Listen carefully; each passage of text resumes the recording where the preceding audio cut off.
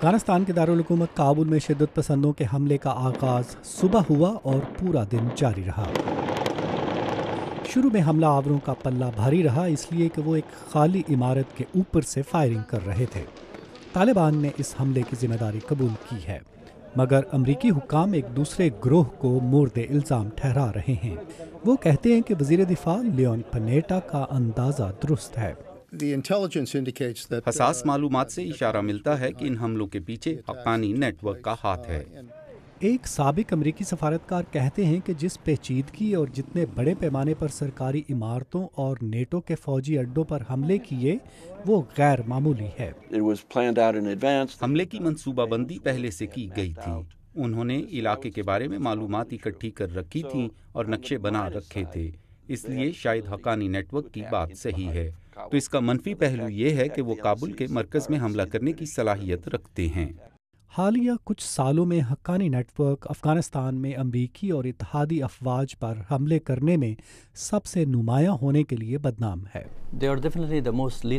وہ یقینی طور پر سب سے زیادہ مہلک ہیں۔ انہیں افغانستان کے باہر سے کافی حمایت حاصل ہے۔ یہ زیادہ نظریاتی بھی ہیں۔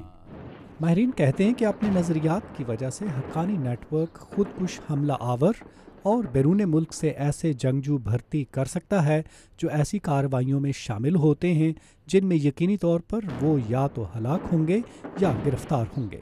جلال الدین حقانی اس گروہ کے بانی ہے اور ان کا بیٹا سراج اب اس کا کمانڈر ہے۔ امریکہ یہ الزام لگاتا آیا ہے کہ حقانی نیٹ ورک کو پاکستان کے حساس اداروں کی حمایت حاصل ہے۔ ہمارے لیے یہ پریشان کن معاملہ ہے کہ گروہ کے پاکستان میں محفوظ ٹھکانے ہیں، اور ہم اس صورتحال کے بارے میں اپنے تحفظات پاکستان پر واضح کر چکے ہیں کہ یہ ہمیں برداشت نہیں۔ پاکستان اس الزام کو سختی سے رد کرتا رہا ہے کہ اس کے حساس ادارے کسی عسکریت پسند گروہ کی حمایت کرتے ہیں، اور پاکستان دہشت گردی کے خلاف جنگ میں سب سے زیادہ قربانیاں دے رہا ہے۔ ان حملوں میں شدید لڑائی کے باوجود بہت کم شہری ہلاک ہوئے، جس کی وجہ سے افغان سیکیورٹی فورسز کو سراہا جا رہا ہے۔ میرے خیال میں سیکیورٹی فورسز نے بہت اچھے طریقے سے جواب دیا۔ ایمانداری کی بات ہے کہ انہوں نے کمال بہادری اور پیشہ ورانہ مہارت کا مظاہرہ کیا۔ امریکی ماہرین کا کہنا ہے کہ تشدد پسندوں کو اس سے کوئی فائدہ نہیں ہوا اور نہ ہی انہوں نے کسی علاقے پر قبضہ کیا ہے، مگر اس حملے سے یہ اشارہ ضرور ملتا ہے کہ طالبان نے موسم بہار میں حملوں کا آغاز کر دیا ہے اور اب مزید خودکش حملوں کی توقع ہے۔ میریڈتھ بیول کے ساتھ ندیم یعقوب، اردو VOA۔